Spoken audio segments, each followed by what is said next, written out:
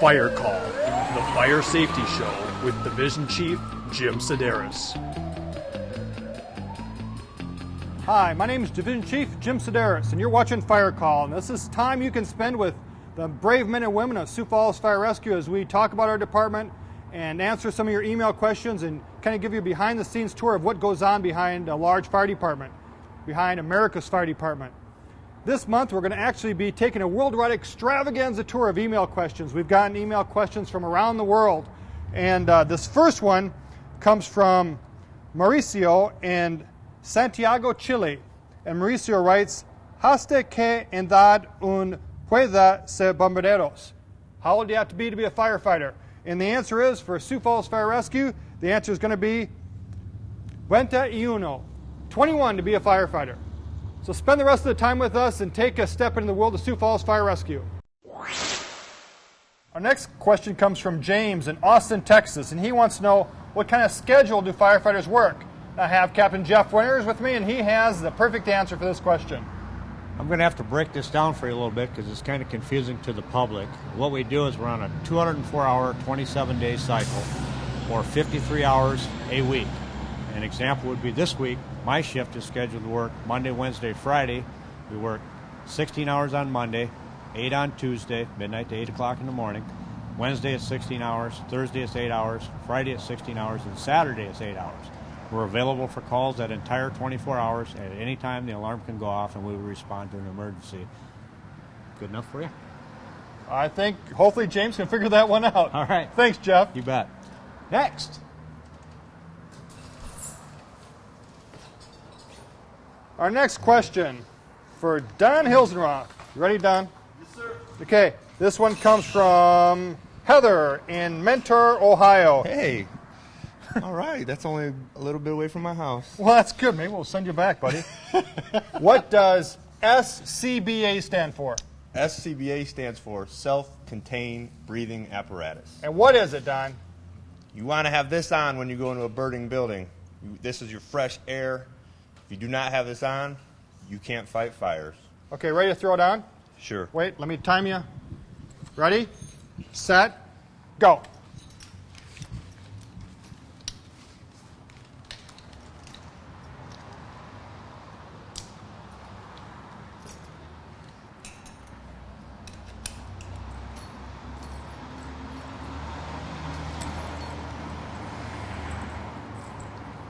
You have to go faster, Don.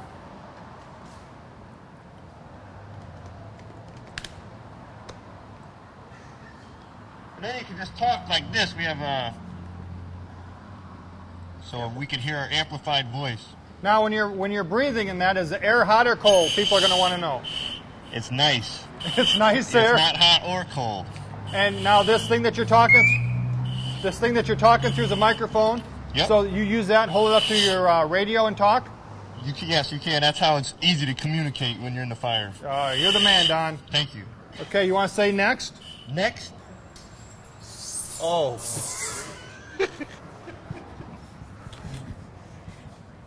Okay, firefighters, Skiles, also known as? DJ. Also known as? Scotty. Also known as? Chad. Also known as? Teddy. Okay. And you answered to just about? Anything. There you go. You're going to go far in this department. This question is from Brandon in Tigger, Oregon. And Brandon wants to know, what is a PASS device and how does it keep our firefighters safe? PASS, P-A-S-S, what's it stand for? Personal Alert Safety System. It's this deal right here. What is basically a motion detector. So if a firefighter gets injured or something and quits moving, after 30 seconds it starts to alarm. Now, why is that important? Why is it important that we know if he's moving or not?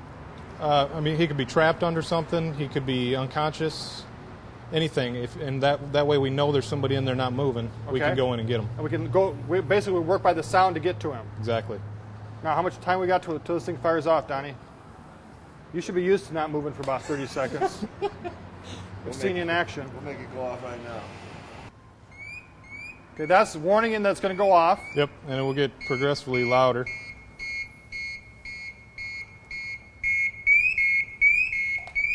Now, that'll just keep going on till we find him. Yep. Okay.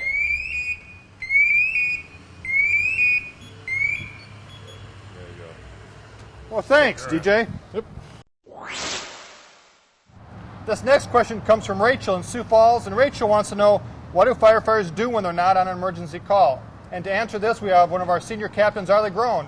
To answer this, Arlie, what do you do when you're not on a call? Well, when we're not on a call, we do station maintenance, truck check, training. We got a lot of training to keep up on all the new standards. Yes. And We're required to do so many hours of training every year. We do building surveys to check for obvious fire hazards and to familiarize ourselves with the buildings. so you're busy all day long. All day, every day.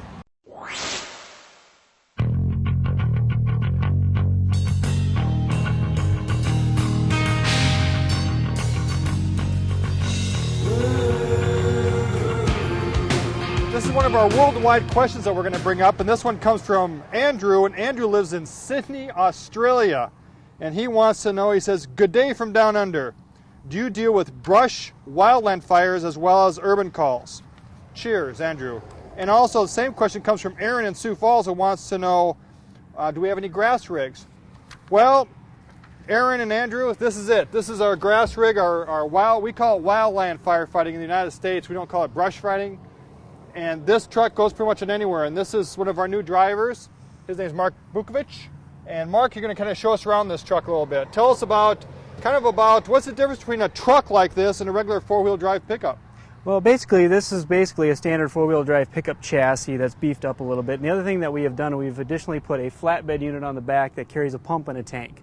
The nice thing about these vehicles, we can take them off-road very easily. They're four-wheel drive, just like a regular four-wheel drive pickup. With dualies. With the dualies, with the firefighting capability. And the reason we have the dualies on the back is because of the extra weight that we have to carry with the water and the pump that most people don't have to carry in the back of their pickups. Now, wildland firefighting, when you're off-road, do the dualies help or hurt? It depends on what type of ground or terrain you're in. If it's a real muddy ground or terrain, it can be a real drawback, but if it's not real muddy, it's usually not too bad. And if it's a wildland, pretty much it's going to be dry and grass-fiery. Well, show us around this truck.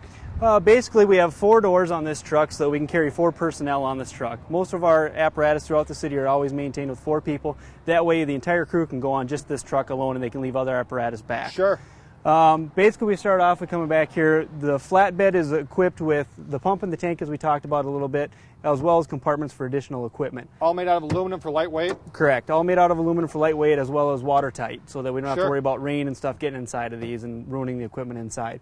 On top here, we've got a small portable pump that we can utilize that can be carried by personnel down to a creek bed or a small pond that we can draft out of if we're real far in on real bad terrain where the truck necessarily can't get that close to it. We can still pump water out of those areas and pump it up to the truck or up to hand lines if we need to with this small little portable pump here. That's a good idea.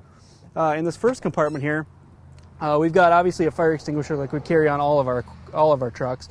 But also we have a small collapsible backpack that you can fill up with water so the firefighters can actually wear water packs on their back. Almost like the camelbacks that we're seeing people wearing in Iraq Exactly. now, troops wearing in Iraq. Exactly, just with more water and the ability to spray it out of a nozzle so that way they can go remote away from the truck and still fight fire on foot.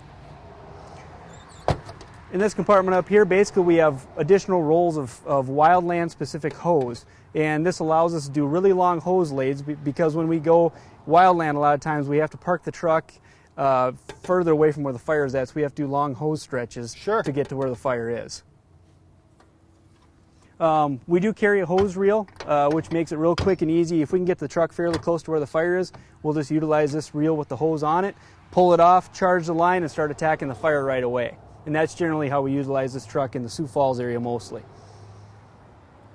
What's on the other side? We got a pump and back. Yep, and here's the pump, smaller than what's carried on our regular engines, rescues in the city limits of Sioux Falls, but is very sufficient for the wildland firefighting that we need. And a 300-gallon tank on the back for 300 gallons of water, as well as we carry foam on this too, just like we do our regular trucks, Class A foam for fighting wildland fires. We talked about the foam before, so get good penetration into those areas. Exactly. Basically, we also carry chainsaws on this truck.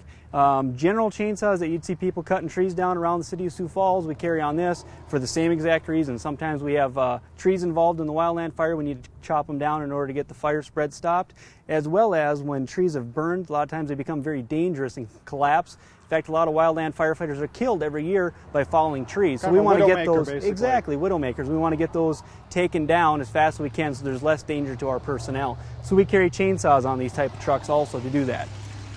And then we also carry a lot of hand tools. Like I talked about a little bit before, a lot of our wildland firefighting is done on foot away from the truck, and we use a lot of hand tools. This, for instance, is a Pulaski.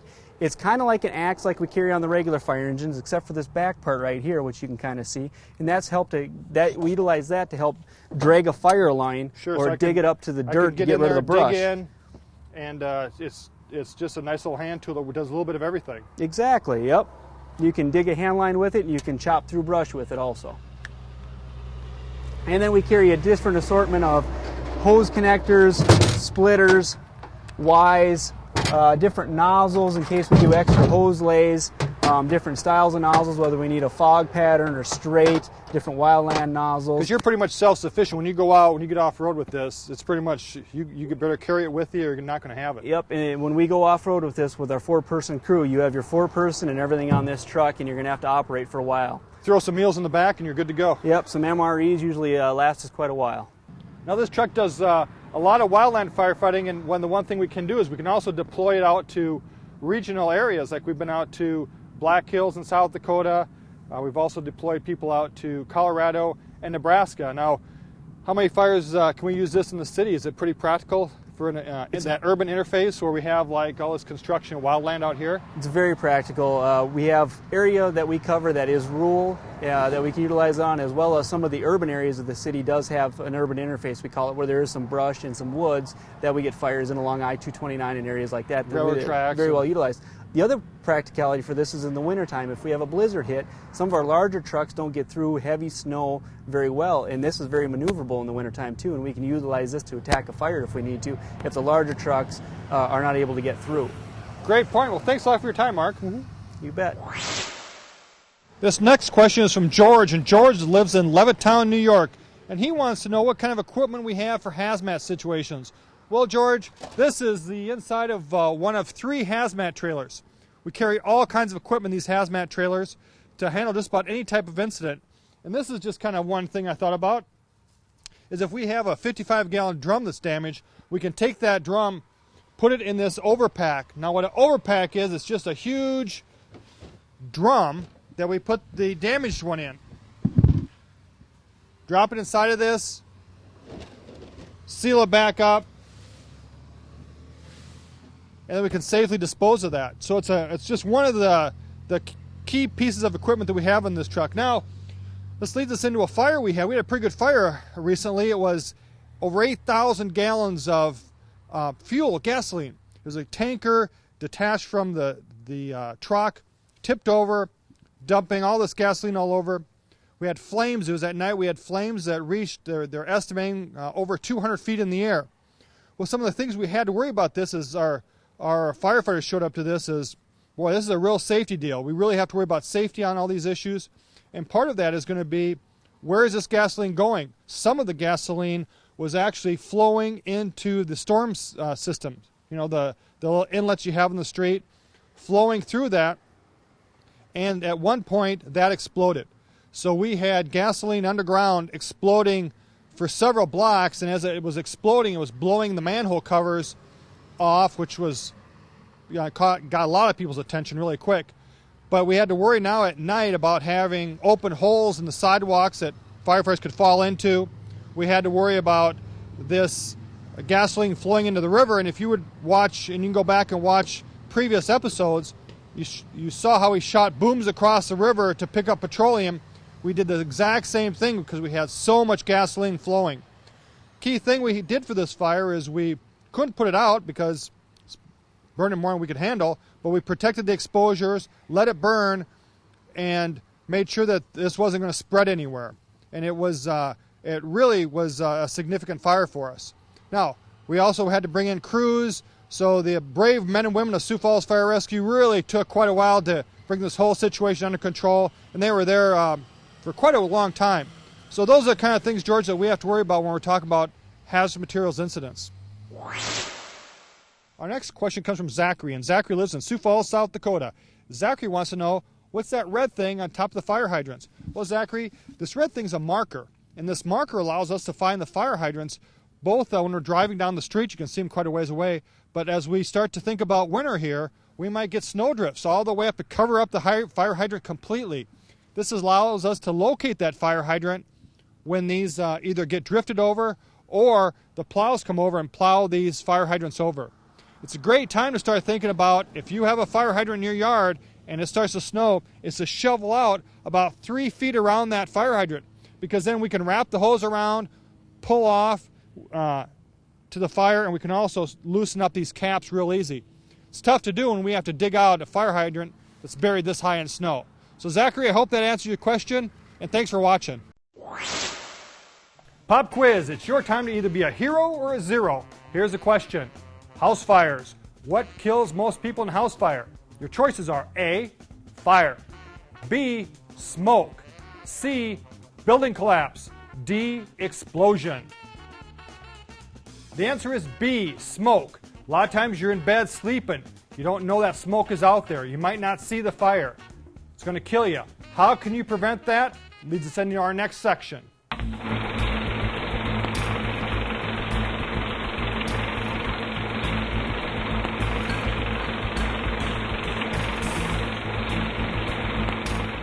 Welcome to the Fire Institute of Technology. Now, this next question calls for some really serious thinking, so we have to put on our thinking hats for this one. It comes from Raymond. Raymond lives in Toronto, Ontario, Canada, and he wants to know, how many smoke alarms should be purchased and where should they be installed in one's home? Well, Raymond, that's a very good question. And when we look at a scaled home, we have to think of a couple things. We want to put a smoke detector on each level of your home, basement, mid-level, upstairs, to ensure that if there's a fire spreads, the smoke is going to cause those alarms to go off. So one of these on every floor. Another thing we want to think of is the actual placement, and you have a very good question. When we look at the actual placement, we have our kitchen, dining room area, but the place that we need to have the earliest protection is in these bedrooms. So the recommendation is to put them outside of your bedroom area to allow for rapid notification when you're sleeping. Very important. Outside the bedrooms. And another thing to think about with these smoke detectors, they're very inexpensive. We want to replace your smoke detectors regardless if they're battery, like this one is, or if they're hardwired, to replace them every 10 years because they just get old and worn out, and by golly, you got to take care of that kind of stuff. They're easy to put up. They come with instructions and batteries, and you put them on the wall. When we put these up, we want to replace them every 10 years. We want to do a monthly check. So there's a little button on it, and you push the button, and it will tell you if the battery's good. Check it monthly and replace the battery every year. Usually when you set your, for daylight savings time, for those of you that have daylight savings time, you can set, get a battery. It's very easy to replace your battery and do it every year. These are very simple to use devices. They're easy to mount, and there's a little button. Now you can push the button. This is pretty loud. Check it every month. When you mount these, they're very simple. There's just a couple of screws. Now, where you mount it is critical on your wall. When we look at our wall,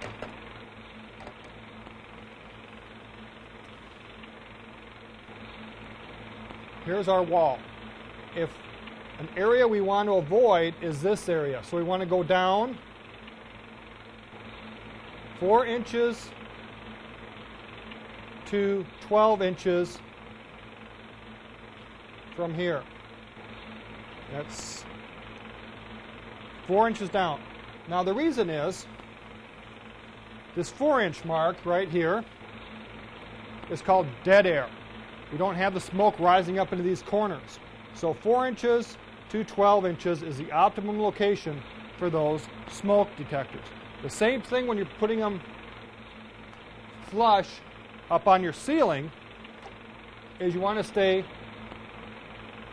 4 inches away from the corner. Avoid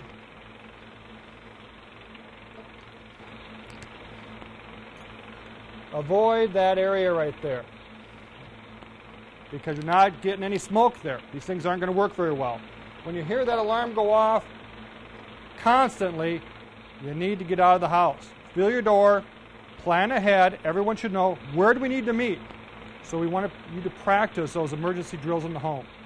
Where do we need to meet? Don't go back in for anything. Don't worry about your pets. Don't worry about your fish. Get out of the house, call 911. And that's how simple these are. This will save your life. You need to have one. For some fire departments, give them away for free. Listen and ask, and if not, it's probably the best $7 you're ever going to spend. Now everybody wants to get a t-shirt. That's the big deal. Well, here's how you get it, buddy boy. Send those darn email questions in. If we use your email questions and it's a good question, I'm going to send you a genuine Sioux Falls Fire Rescue t-shirt. That's for good questions that we use. Now, another thing we have is, if we use your question, send us a picture of you and your t-shirt by something that your town's noted for. Maybe in front of one of your rigs, maybe for you guys in Australia in front of a kangaroo. What we're going to do is we're going to take those pictures and try and get them up on our website so we can have a little potpourri of pictures for you. So the last thing we have is a shout out. Now if you want your fire department shouted out, you just send me an email, and of course I know what you're going to ask. You'll get a t-shirt too. This shout out is from Bryce in Chicago Heights. He wants the Chicago Heights Fire Department to get a shout out, and this one's going to you, Bryce. So thanks for spending time with us. We really enjoyed having you. My name is Division Chief Jim Sedaris, and you've been watching Fire Call.